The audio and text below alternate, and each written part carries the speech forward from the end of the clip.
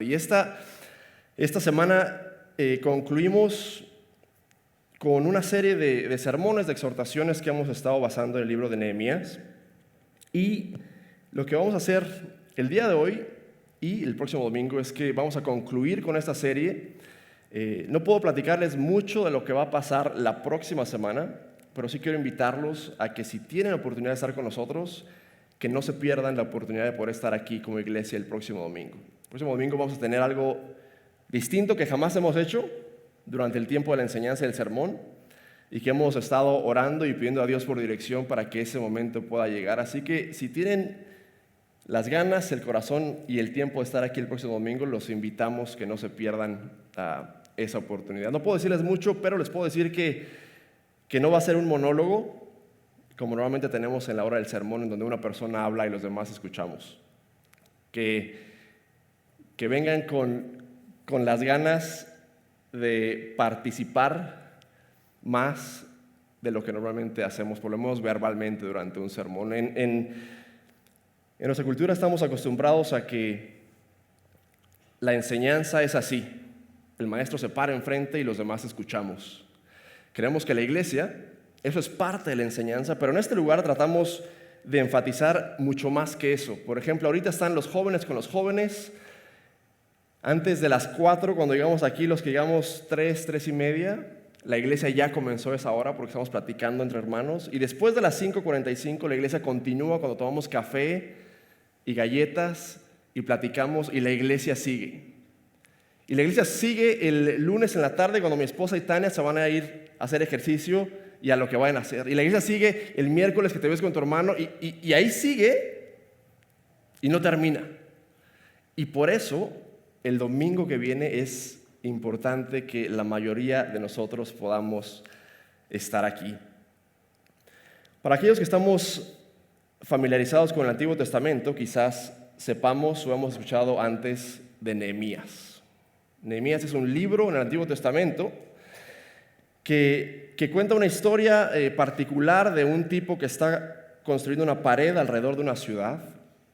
Y si has crecido en la iglesia, seguramente sabrás quién es Nehemías.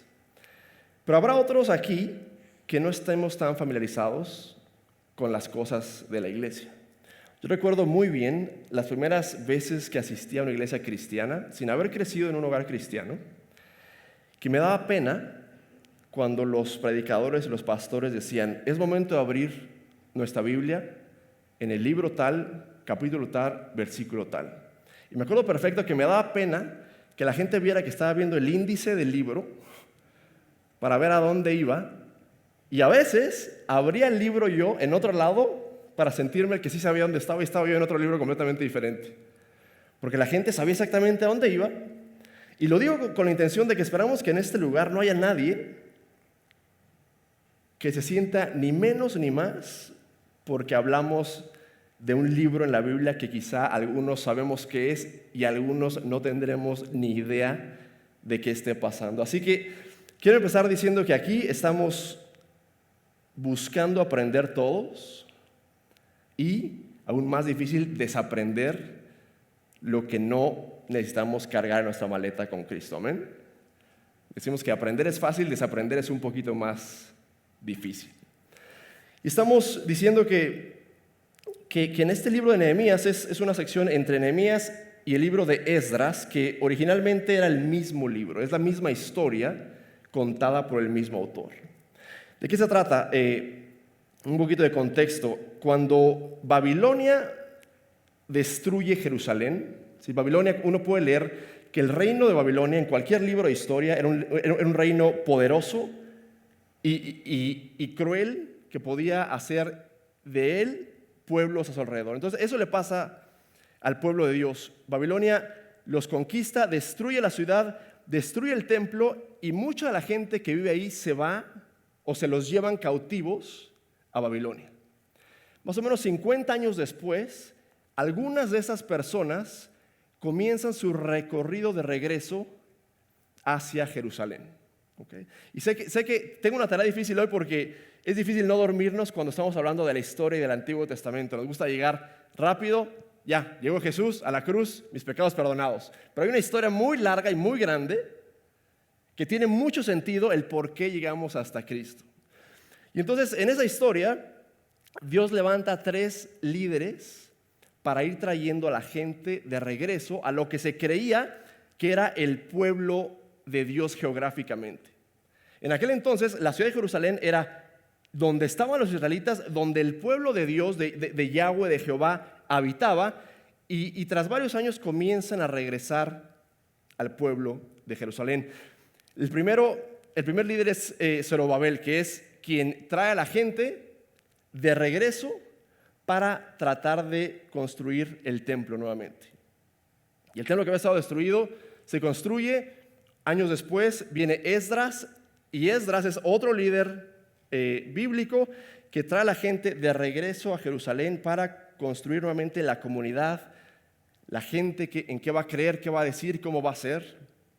Y finalmente, nos contaba el pastor Jorge hace un par de semanas que hay una persona que se llama Nehemías, que al ver que las paredes, los muros, las murallas alrededor de la ciudad estaban completamente destruidos, dice la palabra de Dios que se le rompió el corazón tanto que estuvo llorando no una hora, no una tarde, no una noche, pero por días, en desesperación por ver que la gente estaba sufriendo de que su ciudad no tenía las paredes que necesitaba. ¿Alguna vez algunos nosotros hemos visitado alguna ciudad que literalmente tenga murallas alrededor?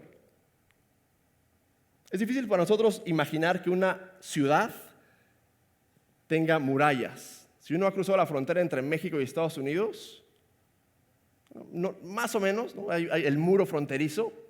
¿Y qué hace?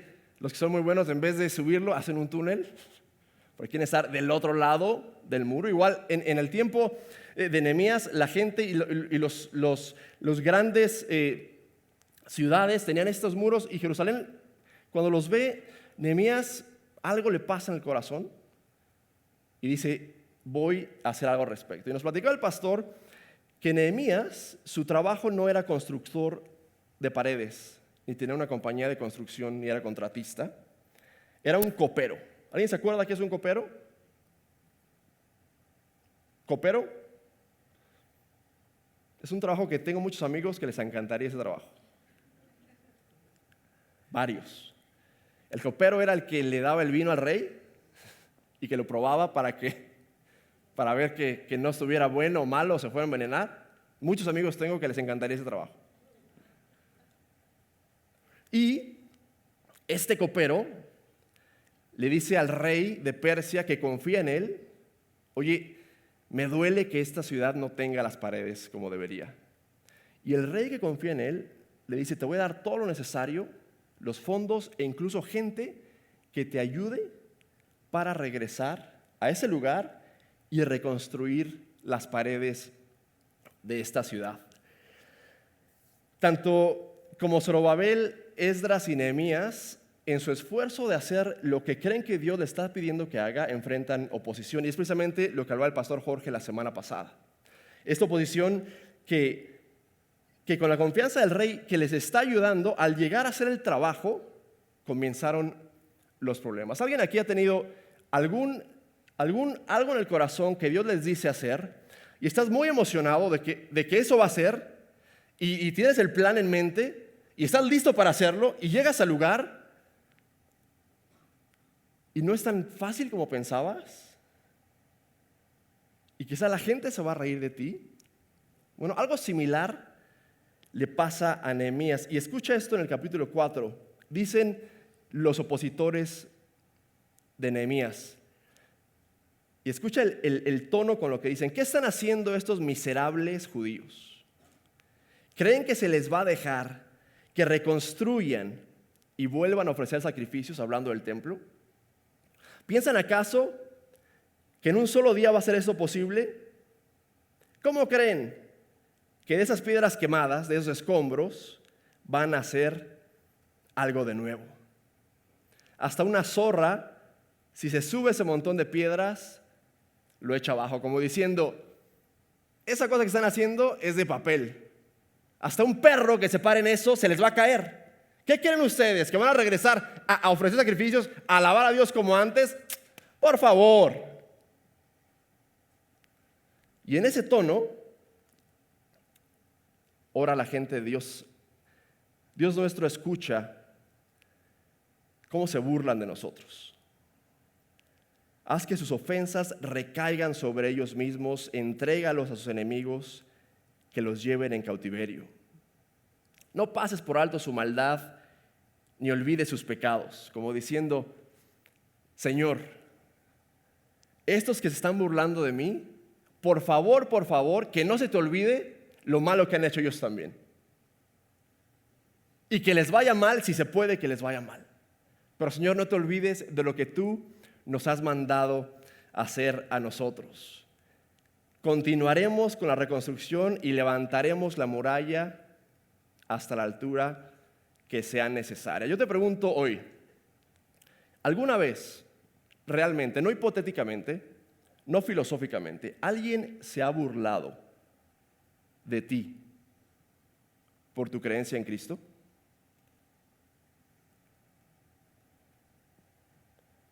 A veces, hipotéticamente, pensamos en los enemigos como si fueran los enemigos del otro lado del mundo. ¿Alguna vez has sufrido algún tipo de burla por tu creencia en Jesús? Y quizá no es una burla que te digan, ay, sí, tú crees en Jesús, santurrón, no sé. Yo recuerdo cuando empezaba a ir a la iglesia cristiana que mi propia familia, y lo he contado aquí, se reía de mí. Y entraba a la casa y decían, ya llegó el alabaré. Y así está mi familia, que los amo y me aman. Esa burla no me molestaba porque era entre broma y broma. Pero hay dificultades que enfrentamos por nuestra fe en donde uno dice, realmente si hago esto, voy a tener oposición. Tengo un hermano aquí presente que en su trabajo de policía en México le ofrecieron una buena mordida, es decir, una lana, un dinero para hacer algo chueco y que quedara un contrato por abajo del agua, decimos en México, por abajo de la mesa.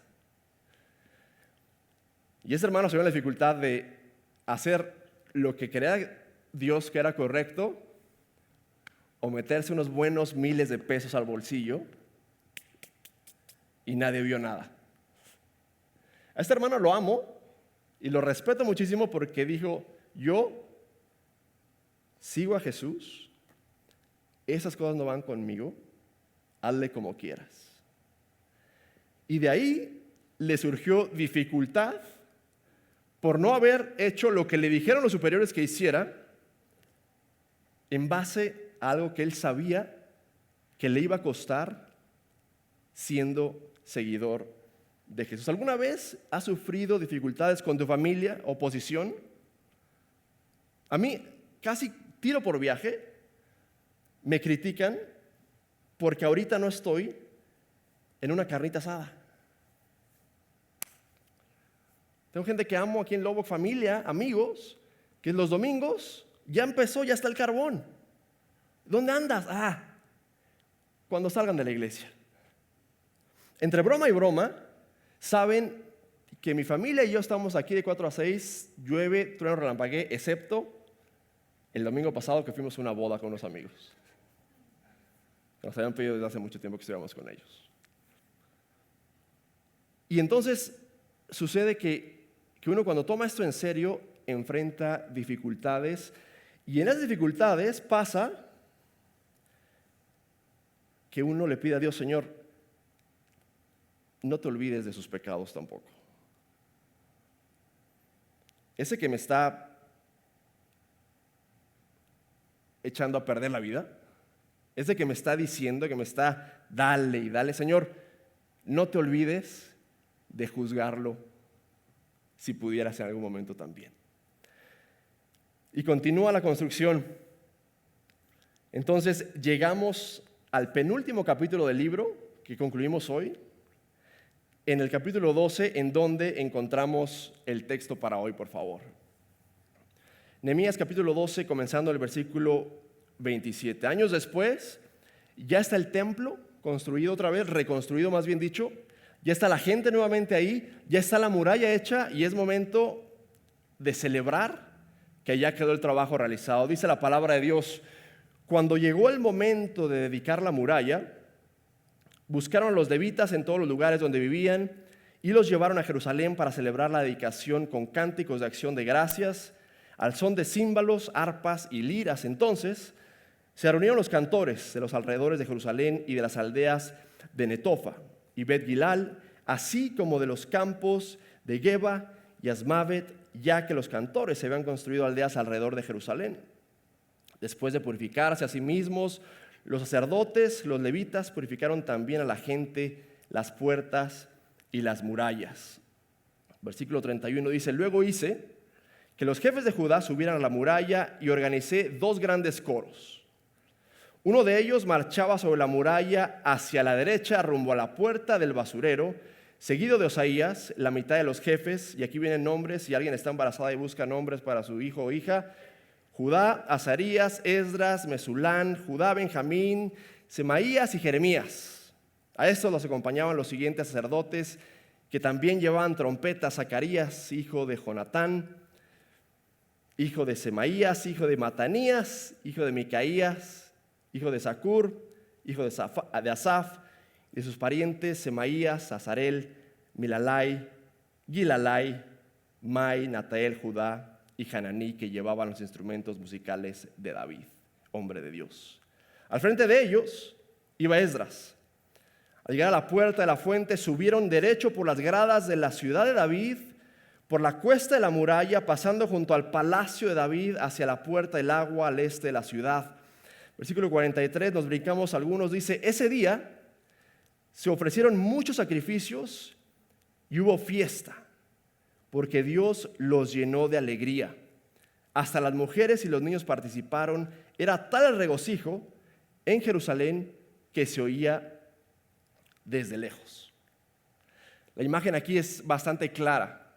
Es una celebración de 3 líderes que han trabajado por años arduamente para reconstruir el templo, la comunidad y la muralla. Y ahora que está todo listo, es como la gran inauguración del evento. Van a cortar el listón rojo en donde todo el mundo está ahí para celebrar lo que hizo Dios. Y si uno terminara el libro en este momento, ¿qué sensación te daría en este momento que terminó la historia? ¿Cuál es la sensación que te da? ¡Woo! Se logró. Lo hicimos. Celebremos que trabajamos duro, que se hizo todo lo posible y que logramos el objetivo. ¿Cierto o falso? Es la sensación que nos da el autor, ¿cierto? Es decir, hay celebración, hay gozo, hay cantos, hay instrumentos musicales, hay fiesta en el lugar. Pero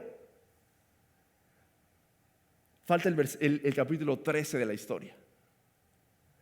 Y para mí personalmente, esta es la parte más interesante del libro de Nehemías. Que en el capítulo 13, cuando todo parece que todo salió bien, que lograron el objetivo, dice la palabra de Dios: entonces Nehemías salió de paseo por las calles de Jerusalén. Ya que estuvo la fiesta, la dedicación.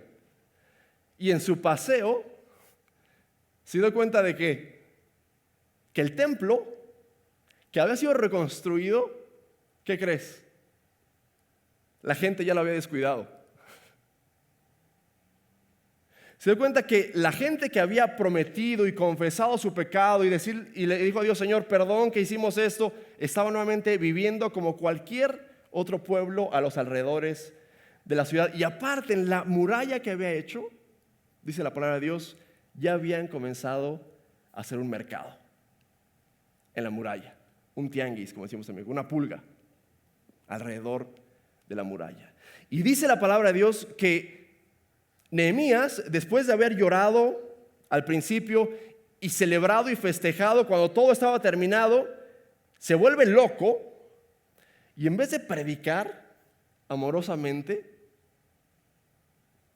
se enoja tanto que empieza a jalar a la gente diciéndole todo lo que hicimos y están otra vez como estaban hace 500 años. Todo el trabajo.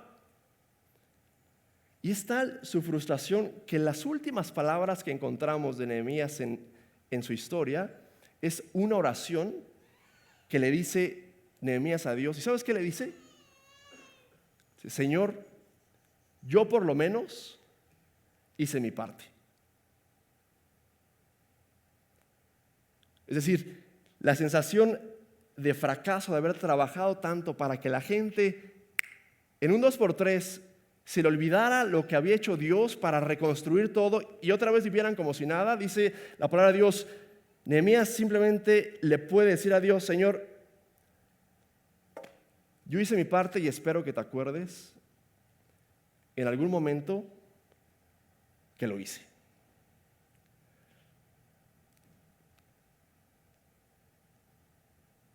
¿Y sabes qué significa el nombre de Nehemías?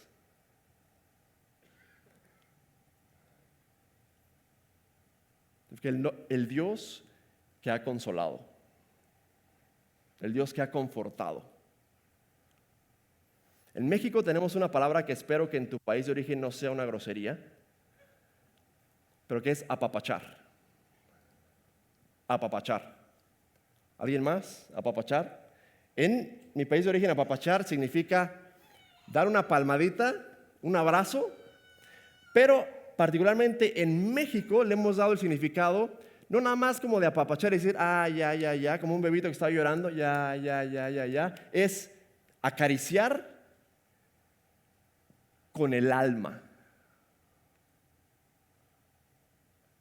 Apapachar es acariciar con el alma. No nada más es un, ya, se te va a pasar. No es este apapacho, es este confort que sientes que solo Dios te puede dar.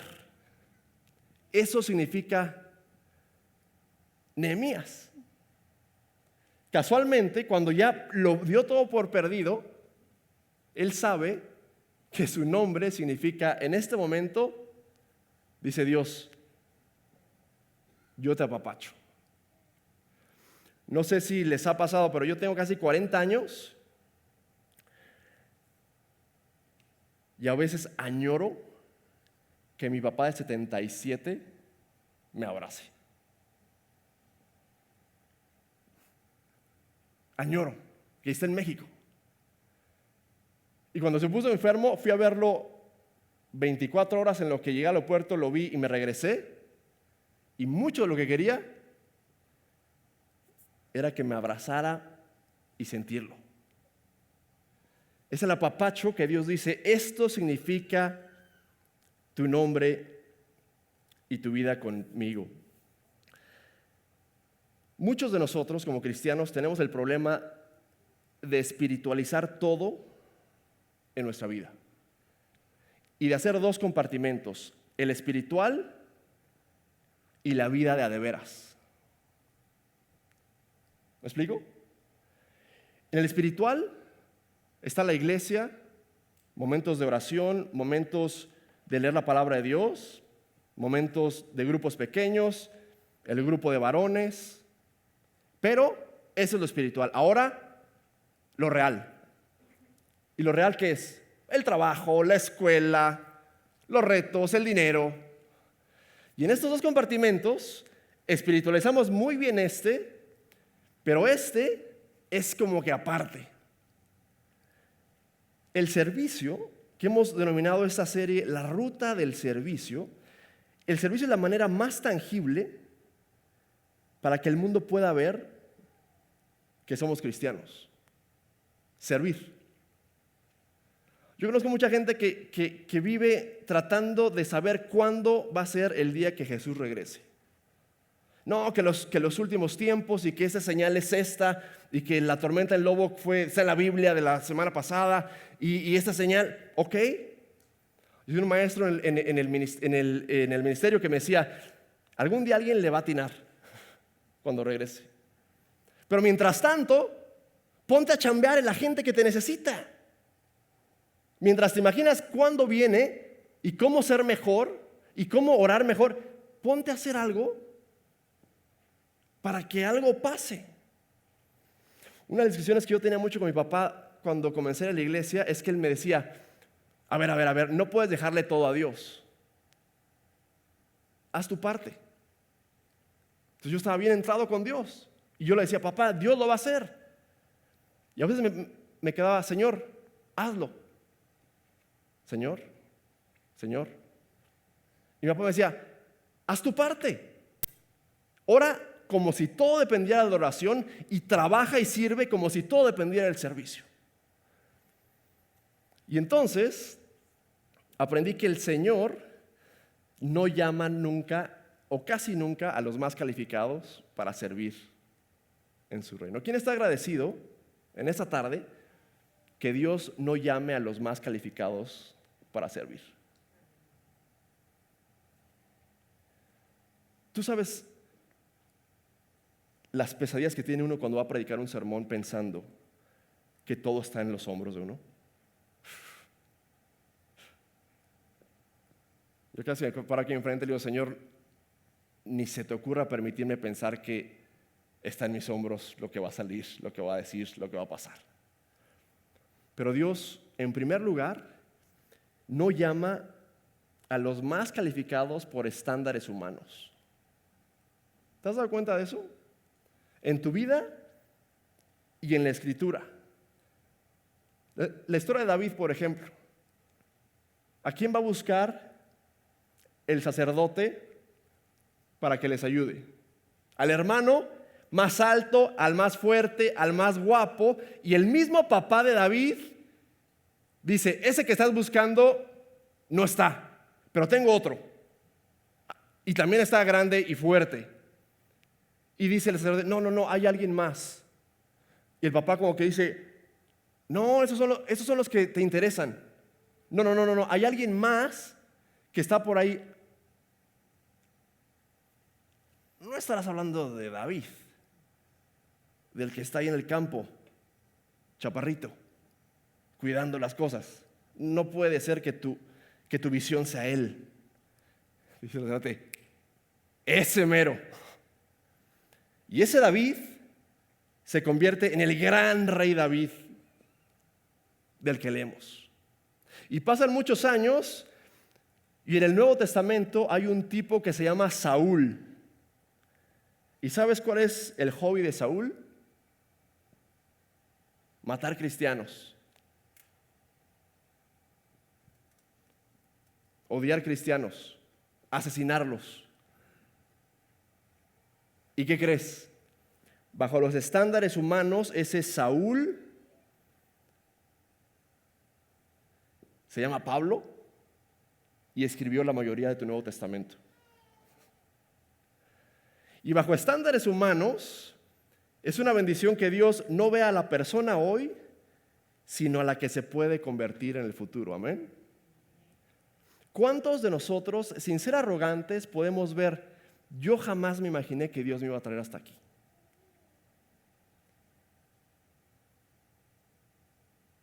Y lo veo en hermanos durante años, y es increíble ver cómo Dios y solo Dios transforma a la gente y nos llama a servirle como nadie más. Porque los estándares humanos, si estás esperando sentirte calificado para servir a Dios, jamás te vas a sentir calificado para servir a Dios. Si estás diciendo, no, es que yo no sé mucho de la Biblia, o yo no soy bueno para esto, ¿qué dice Dios? Dale, vamos.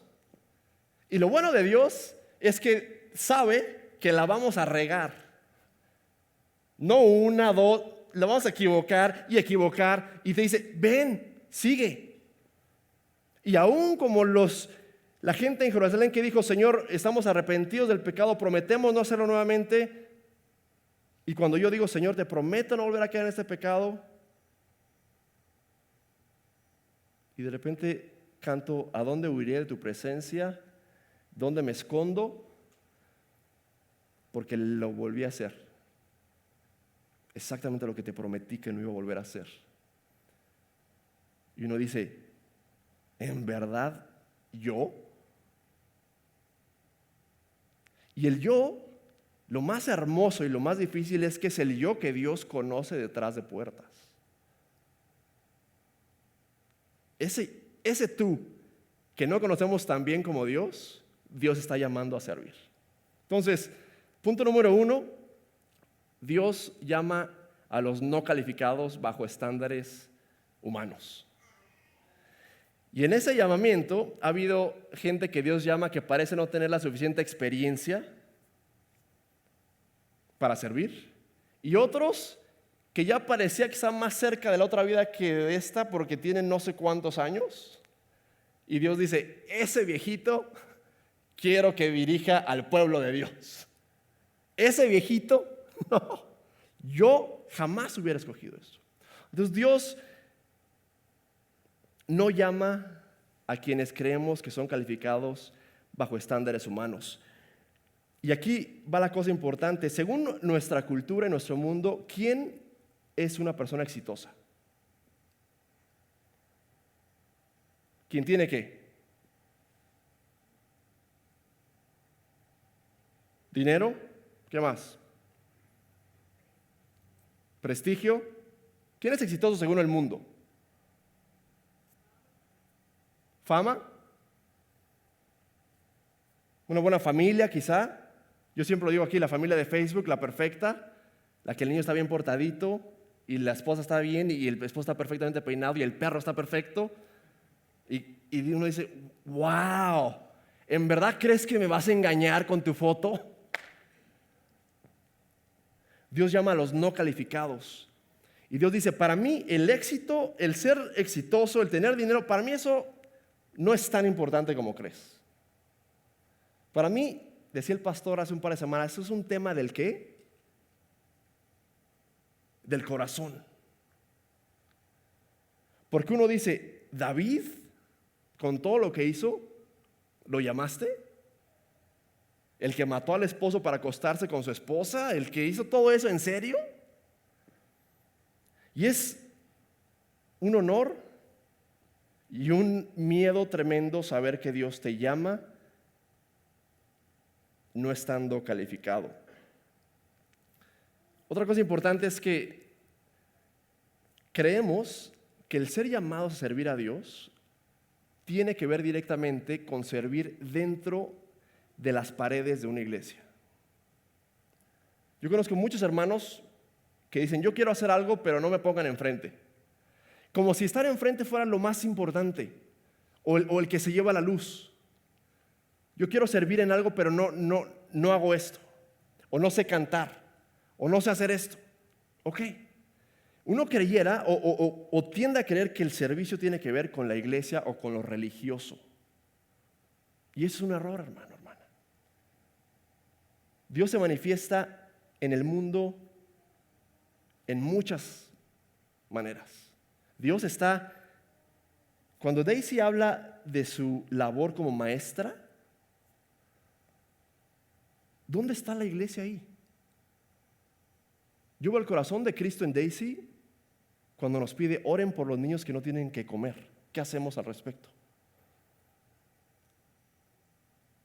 Tengo un hermano aquí que tiene una compañía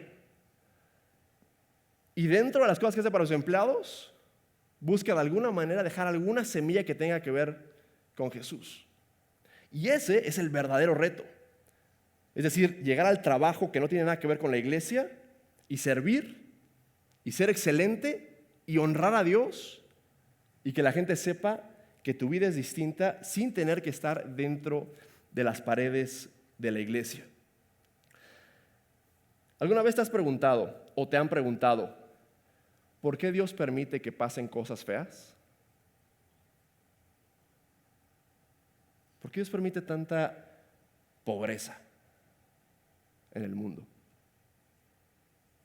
¿O por qué permite que no haya agua en África? ¿O por qué permite que en Lubbock sea la ciudad número 1 con violencia infantil. ¿Sabías que Lubbock es el área de Texas en donde más abuso infantil hay? Me vuela los sesos porque en Lubbock hay iglesias en cada esquina. Casi una iglesia en cada esquina en Lubbock. De hecho, Lubbock en el mapa le dicen es el cinturón bíblico. Y no solo el cinturón bíblico, que es una sección en Estados Unidos que corren muchas iglesias religiosas, y Lubbock le dicen está en la hebilla del cinturón bíblico. ¿Y cómo es posible que Dios permita eso? ¿Sabes? Yo ese tiempo aprendí a tener mucho cuidado a no preguntarle a Dios por qué permites que pase eso. ¿Y sabes por qué? Me preguntó lo mismo.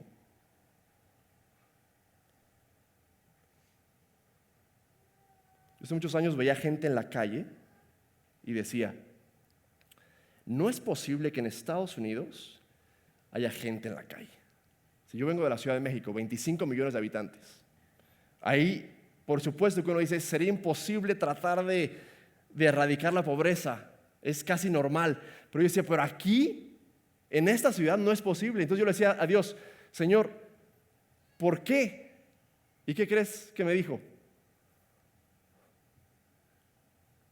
¿Por qué lo permites tú, Iván? Ahí te tengo un trabajo.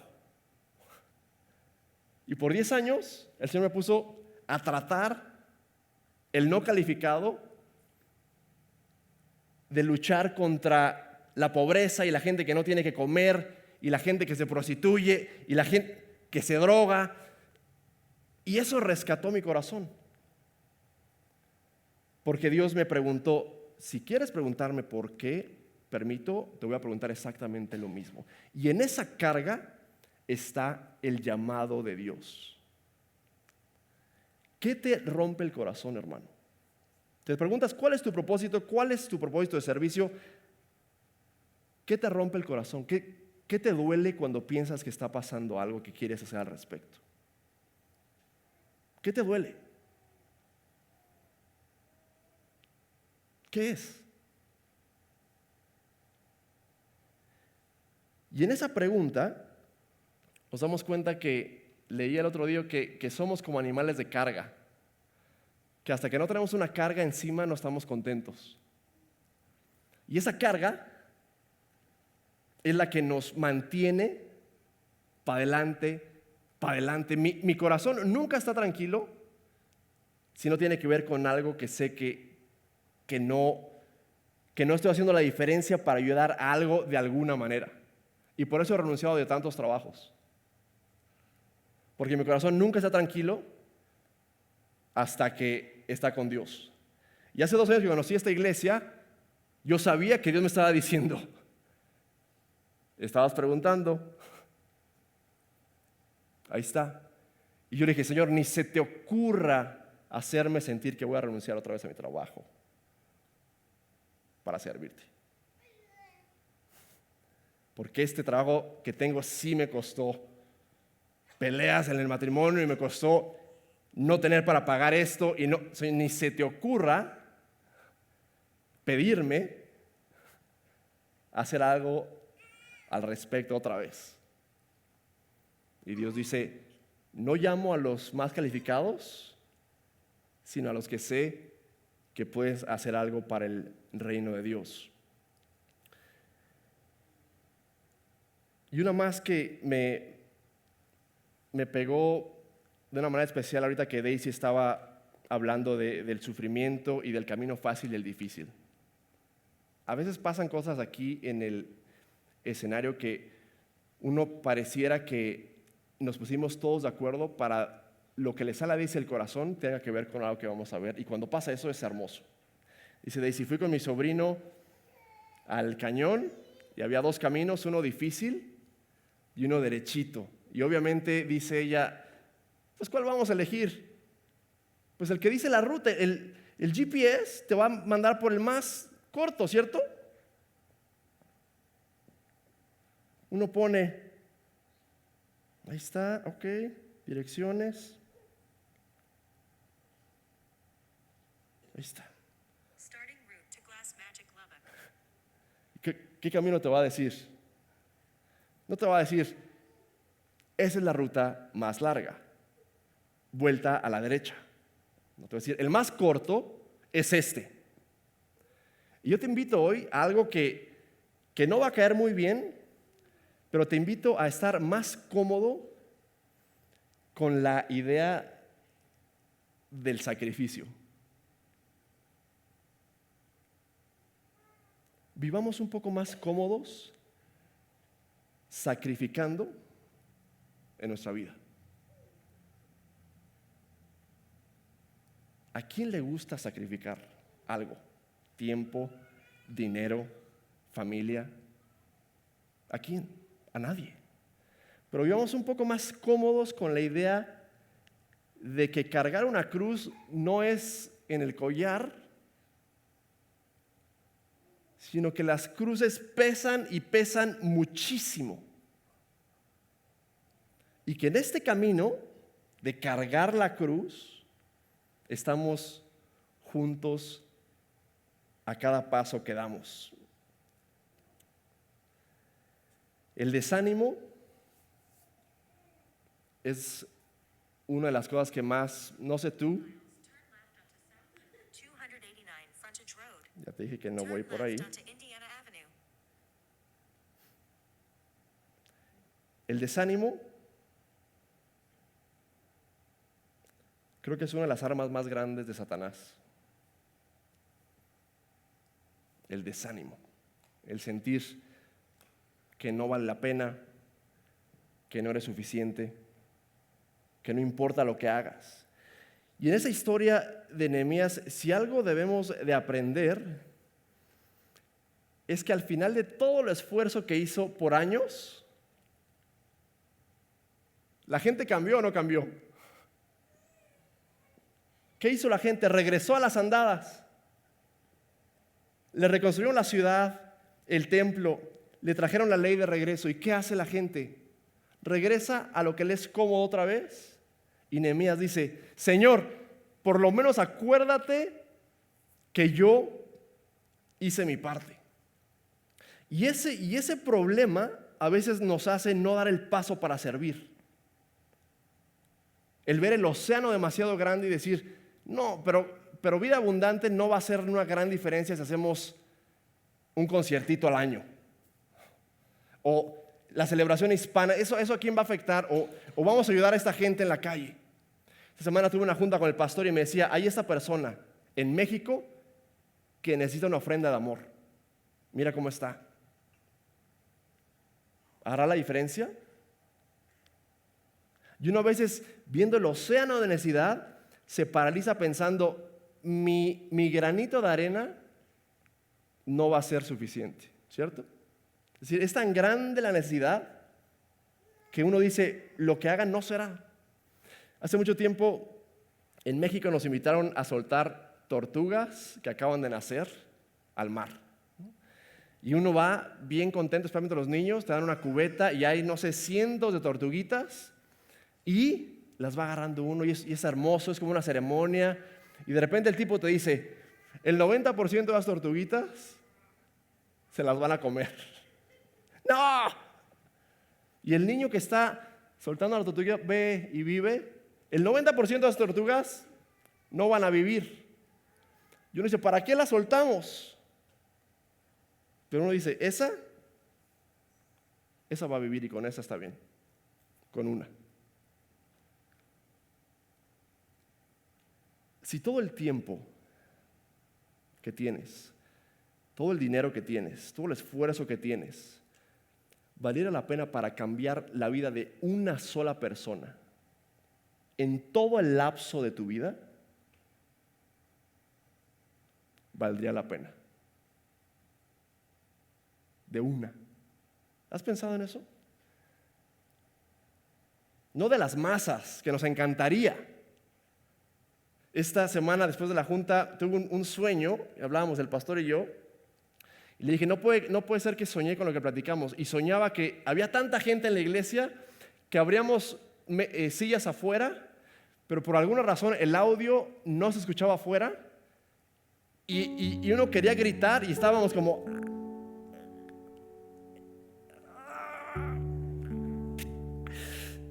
Y esa sensación de que no te escuchan o que no puedes gritar es una pesadilla. Es Nehemías diciendo: ¡ay, todo lo que hice!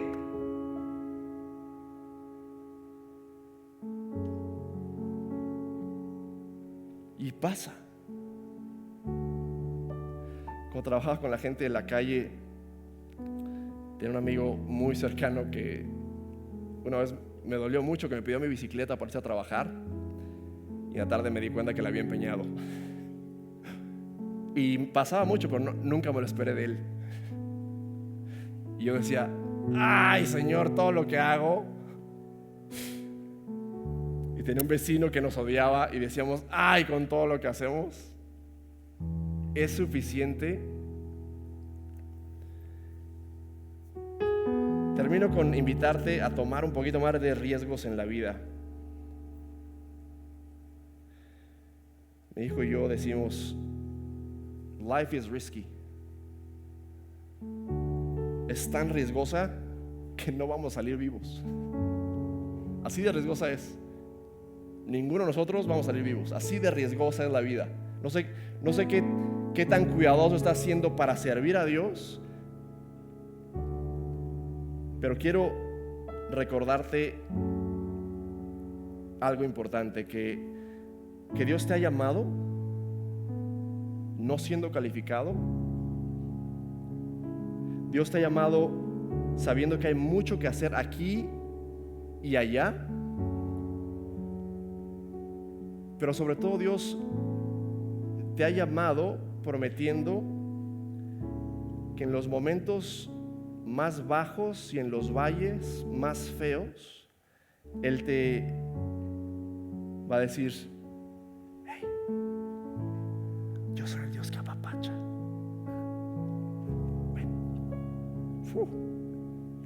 Y en ese calor no solo te dice te apapacho, te dice: te prometí caminar contigo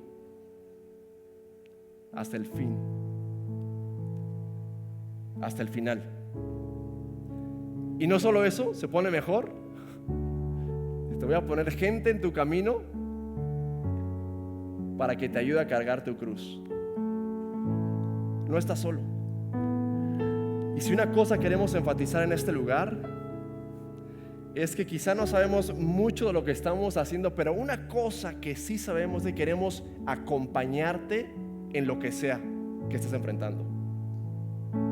Acompañarte, caminar contigo, y de ahí darnos cuenta cuál es el siguiente paso a tomar.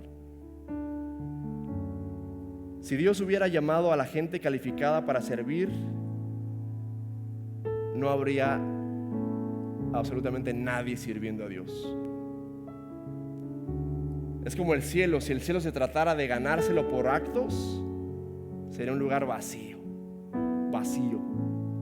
Pero Dios nos ha llamado a servirlo a pesar de nuestras imperfecciones. Hoy te invito a pensar: ¿qué te rompe el corazón? ¿Qué le preguntas a Dios? ¿Por qué permites que pase esto?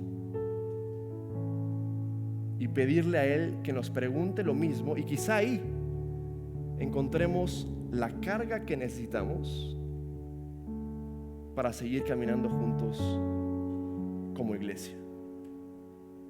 ¿Cuántos hoy podemos testificar que Dios ha sido bueno y fiel?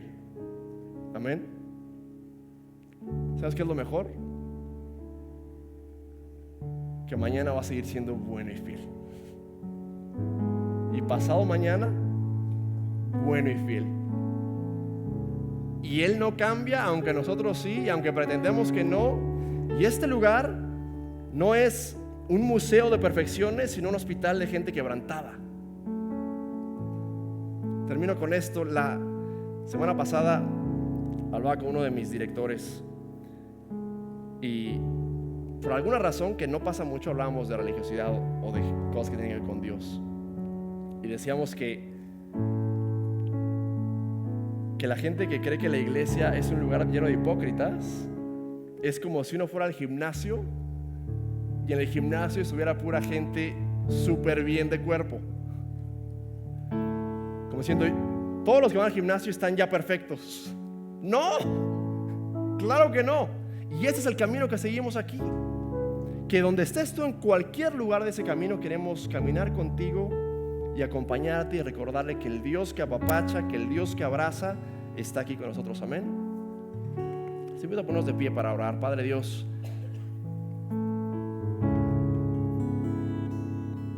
te damos gracias, Señor, porque nos has permitido ser parte de esta historia, Dios. Dios, leemos las historias de gente que has llamado, Señor, que bajo estándares humanos parecería no calificar para poderte servir, Señor. Dios, de la misma manera, hoy nos humillamos, pero al mismo tiempo, Señor, se nos llena de agradecimiento el corazón de saber, Señor, que tú nos has llamado a ser parte de esta historia, Señor, a poner un granito o una tortuga, Señor. Quizás parezca que no hagamos la diferencia, Señor, al fin del día, pero Dios, no permitas que el desánimo, Señor, que la frustración se interpongan, Dios, entre la meta que tú nos has dado, Señor, de servir, de estar contigo, Padre Dios, de que el mundo pueda hacer que saber que somos distintos, Señor, por la manera en la que vivimos, la manera en la que servimos, Señor. Jesús, tú bien lo has dicho, no viniste a ser servido, sino a servir, Señor. Y en ese mismo espíritu te pedimos, Señor, que nos des apapachos en el sacrificio, Señor. Que confortes el corazón en los momentos que no nos agradan, Señor.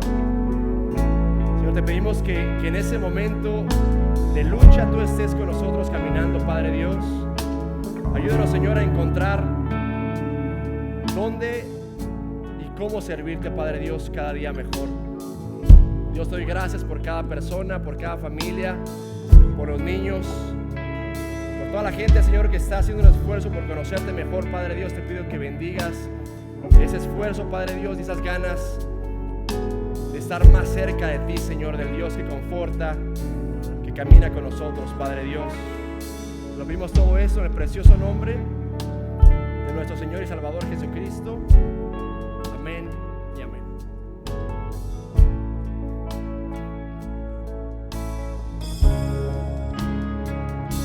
Queremos ir más cerca.